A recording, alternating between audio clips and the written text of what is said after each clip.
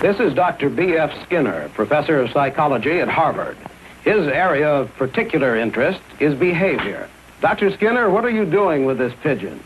I'm getting ready to demonstrate a fundamental principle of behavior. The apparatus is quite simple, but the principle is far-reaching. Not only in explaining the behavior of pigeons, but in analyzing human behavior.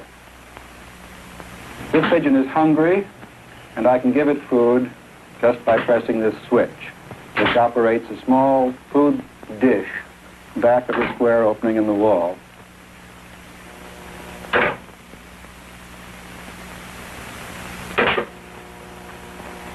The principle I want to demonstrate is called reinforcement.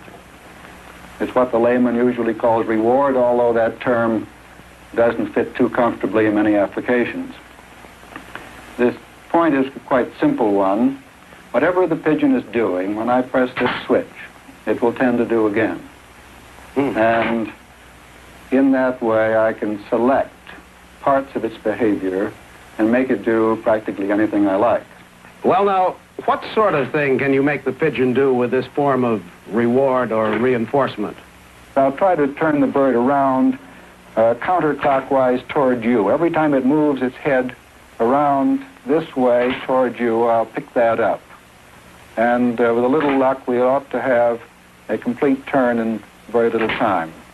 I'm waiting until the head moves this way and then reinforcing. I want to wait for a somewhat bigger turn. That's enough, I think. It takes a little skill to anticipate just the movement that you want to reinforce, because this must occur at the very moment of the response. We're getting the beginnings of a counterclockwise turn. There we are. Yeah. Come on, pigeon. A little bit more and he'll go all the way around, I think.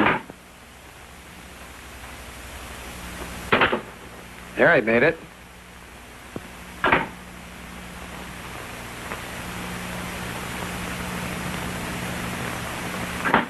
That didn't take him very long, Dr. Skinner. No, that's pretty fair.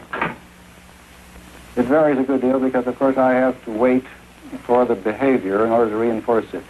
People don't realize this, especially in working with children. You must wait until the child does something to reinforce it to get the effect. And you feel that this kind of reward or reinforcement plays a very real part in human behavior as well as that of pigeons? Very definitely. We have not as much experimental evidence with the human subject, but we have a good deal. And the principles that have emerged from this kind of research do hold remarkably well.